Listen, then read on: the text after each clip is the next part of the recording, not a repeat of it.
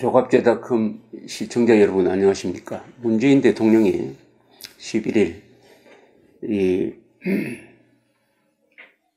참모들 오찬을 하는 자리에서 이 검찰에 대해서 이야기를 한 부분이 보도가 되었습니다. 이 최순실, 이른바 최순실 국정농단 사건에 대한 특검 수사가 기간 연장이 되지 않아서 아쉬운데 검찰이 제대로 수사를 해줬으면 좋겠다. 뭐 이런 발언입니다. 이런 발언을 검찰에서 어떻게 받아들일지 모르겠는데 대통령이 한마디 하면 검찰이 민감하게 반응을 합니다. 특히 집권 초기의 대통령은 굉장히 힘이 강합니다. 대통령의 힘은 5년 동안 서서히 줄어들죠. 그래서 임기 말에 가면은 항상 약해집니다. 그러나 초장의 대통령의 힘이 강하니까 검찰은 대통령의 말에 민감하게 반응할 가능성이 있습니다.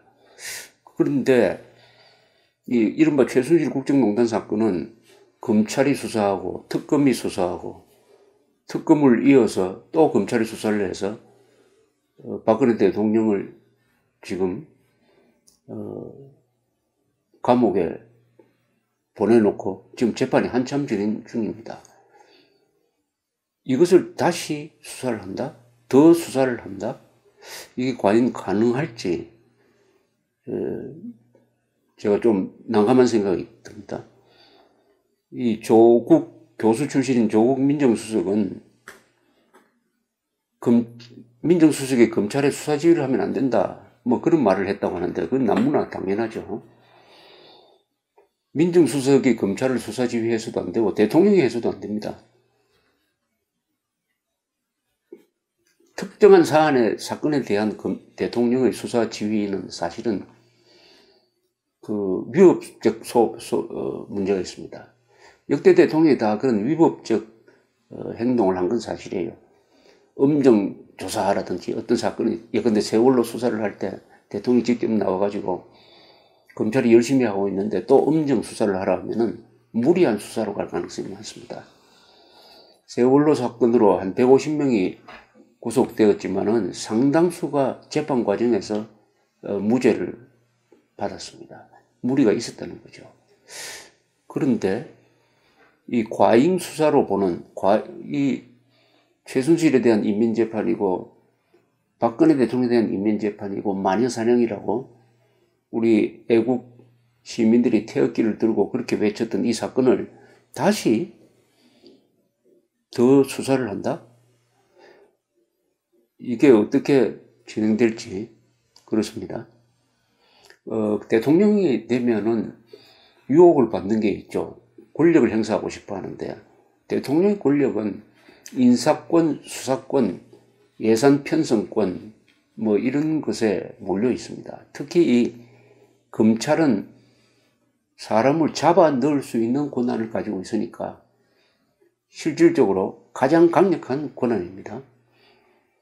그러나 이것은 양날로 난 칼입니다. 대통령이 처음에는 칼자루를 잡고 검찰이라는 이 칼을 휘두르지만은 나중에 가면은 검찰이 칼자루를 잡고 대통령은 칼날을 잡는 시기 될 가능성이 많습니다. 바로 박근혜 대통령이 그런 경우였고 그 전에도 그런 현상이 많습니다. 임기 말에 가면은 검찰은 항상 대통령 측근 비리를 수사를 합니다. 그래서 임기 말에 대통령 아들이 구속되고 형이 구속되고 이번엔 대통령 본인이 구속되는 이런 사태가 나오는 것은 검찰과 대통령 사이에 묘한 관계를 잘 보여줍니다. 물론 문재인 대통령은 검찰 개혁을 해야 된다는 주장을 합니다. 그 바람직한 검찰 개혁은 검찰이 국가 이익과 국민들의 법률적 이익을 수호하도록 그리고 억울한 사람을 만들지 않도록 하는 방향의 개혁이라야 하고 그것은 지금 견제를 거의 받지 않는 검찰권을 견제받는 권력의 수사권으로 만드는 방향의 개혁이어야 합니다. 검찰은 수사권과 기소권을 독점을 하고 있습니다. 그럼 이것을 견제할 수 있는 가장 적당한 위치에 있는 것은 언론입니다. 그리고 법원이에요. 법원이 재판을 잘 해가지고 무리하게 기소된 사건에 대해서 무죄를 선고한다든지 또 무리하게 청구되는 구속영장을 기각시키는 이 법원의 견제 기능, 언론의 견제 기능이 살아 있어야 합니다. 그리고 경찰과 검찰이 서로 견제할 수가 있어야 합니다. 이런 견제를 통해서 검찰권의 남용을 바로잡을 수가 있는데 그러지 않고 대통령이 직접 나서가지고 진행 중인 수사 재판에 대해서 어떤 방향을 제시하는 것은 매우 위험한 것입니다. 이 박근혜 대통령이 취임한 한 3개월 뒤에 전두환 노태우 전 대통령의 추징금 환수와 관련해서 역대 정부가 뭘 했느냐? 국민들이 열심히 세금을 내는데 왜 이렇게 미납 추징금이 많으냐 하는 이런 이야기를 국무회의 자리에서 한번 했습니다. 이것이 그 뒤에 전두환 전 대통령이 미납한 추징금을 환수하기 위한 수사와 입법으로 진행이 됐습니다. 그때 전두환 추징법 이런 걸 만들었는데 이 시효가 끝난 것을 연장시킬 수 있는 일종의 소급 입법을 했습니다. 이렇게 해서 이 전두환 전 대통령의 미납 추징금 환수를 위한 수사 조사가 진행되었는데 여기에 대해서 최근에 나온 그 전두환 전 대통령의 부인이신 이순자 여사가 쓴 당신은 외롭지 않다라는 이 자서전에 이분들의 생각으로는 억울하게 당했다고 하는 이 추징금 환수 과정에 대해서 아주 자세하게 이렇게 써놓았습니다. 이런 표현이 있습니다. 정치 권력은 돌연, 이 정치 권력은 박근혜 대통령 정치 권력을 말합니다. 정치 권력은 돌연 전두환법이란 특별법을 만들었다. 그 낯설고 위헌적인 새 법은 우리 가족은 물론 전두환 대통령 주변에 대해서도 무차별적으로 재산을 몰수할 수 있도록 하는 것이 그 목적이었다. 법 제정 후 검찰은 전두환 대통령의 연희동 자택을 포함 일가 친척, 자손들의 집과 사무실은 물론 막내 아들 장인의 회사, 둘째 아들의 이혼한 집까지 금속 탐지기를 동원한 압수수색을 진행했다. 돈 될 만한 것들은 모두 압류 조치했다. 이 과정에서 둘째 아들이 미국 유학 중 그린 그림, 친정 부모님 초상화, 김대중 전 대통령이 대통령 당선 전 큰아들 내외와 민정기 비서관에게 써준 휘호 등 재산 가치와 무관한 개인적 물품까지도 압류하고 등등 이렇게 이야기를 하면서 검찰의 강압수사에 시달리다 견디지 못하고 스스로 목숨을 끊은 몇몇 공직자들과 기업인들의 경우가 도무지 남의 일 같지가 않았다.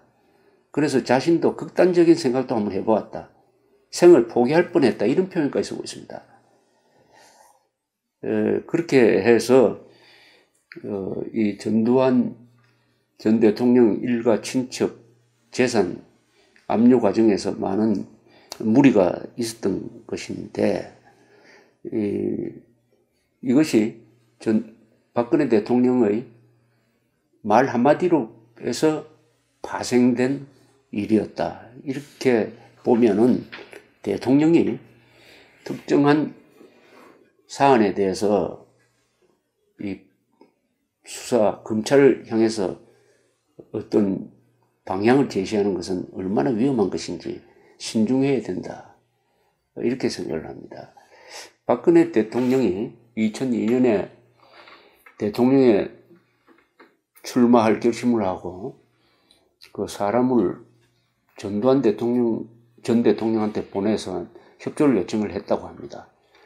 전두환 대통령이 한참 생각하더니 그 메신저로 온 분한테 이렇게 충고를 했다고 합니다. 내가 대통령을 해보니까 성공하기가 매우 어렵더라. 만약 박근혜 씨가 대통령이 된다고 하더라도 성공하기가 어렵다. 그러면 어떻게 되느냐? 박정희 대통령, 아버지 박정희 대통령에게까지 누를 끼치게 된다. 이런 이야기를 했다고 그래요. 이 신부름으로 온 이분이 노태우 대통령을 또 방문을 했다고 합니다. 노태우 대통령도 똑같은 이야기를 했다고 합니다. 한국에서 대통령이 성공하기는 어렵다. 실패하면은 박정희 대통령에게도 누를 끼친다. 이런 충고는 문재인 대통령한테도 해당되는 게 아닌가 생각됩니다. 지금 얼마나 기분이 좋겠습니까? 2위와 표차는 500만 표 이상은 끝났습니다. 그러나 한국 사람들 속담 중에 잘 나갈 때 조심하라는 말이 있습니다. 한국 대통령이 물러날 때 박수를 받기가 어렵다는 것. 그것은 그 대통령의 무능이나 부패에 기인한 면도 있겠지만 그보다는 한국의 정치 상황, 한국 사람들의 독특한 성격, 이런 것과 연관된 하나의 역사적, 문화적 현상인 것입니다. 이것을 꼭 기억해 주시면서 이 사람 잡아 넣는 일은 신중하게 처리해야 된다. 이렇게 말씀드리고 싶습니다. 감사합니다.